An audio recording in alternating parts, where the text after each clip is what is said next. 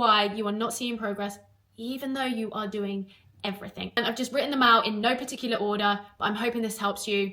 So here we go. Number one, first and foremost, you are guessing your calories. And I can guarantee that the foods that you are predominantly choosing on a day-to-day basis are going to have more calories in them than you initially realize. Regardless of whether you're trying to drop body fat, build muscle, improve your performance, even rehab from surgery and injury, not knowing what your calorie intake is going to make it pretty damn difficult to make any kind of change within your journey. Number two follows on from point number one, but you are still guessing your portion sizes. Even if it's homemade, which is usually better, that is the better option, not knowing how much food you are having still poses a problem. It could tip you into a calorie surplus, or you could be under eating, which is equally just as bad for your performance, body composition goals, and health. You are choosing low calorie foods over whole foods. Yes, these foods are lower calorie.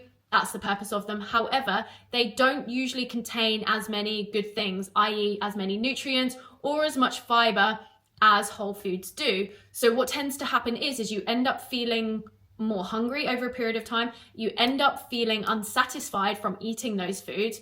And actually, more often than not, you end up resorting and eating the foods that you were trying to avoid in the first place. Kind of defeats the point of having those foods. Choosing whole foods where possible is always going to be a better option. 4, not training hard enough. You are better off doing 2 hard working sets. I mean max effort, full intensity, thinking that you couldn't do or knowing that you couldn't do another rep. This is going to be better than doing 3, 4, 5, 6 sets of 15, 20, 25 reps of mediocre work. The thing is people think that doing more, i.e. doing more exercises, doing more sets, doing more reps, equals a quicker outcome. But that is simply not the case. Sometimes less is actually more. Remember, change comes from pushing yourself. It comes from challenging yourself.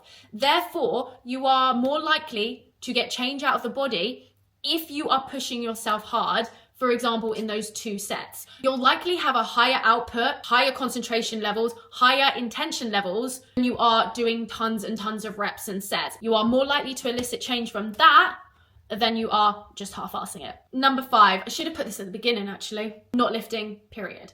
If you want to change your physique, if you want to be a healthy individual, if you want to be doing things at 80, 90 years old, if you want to be running around with the kids, if you want to be doing everything that you want to do in life and more, you need to start lifting. If you are not lifting, you are massively putting yourself at risk. Nothing comes close. I will die on this hill. Nothing comes as close to the benefits that lifting and strength work provides you. I'm going to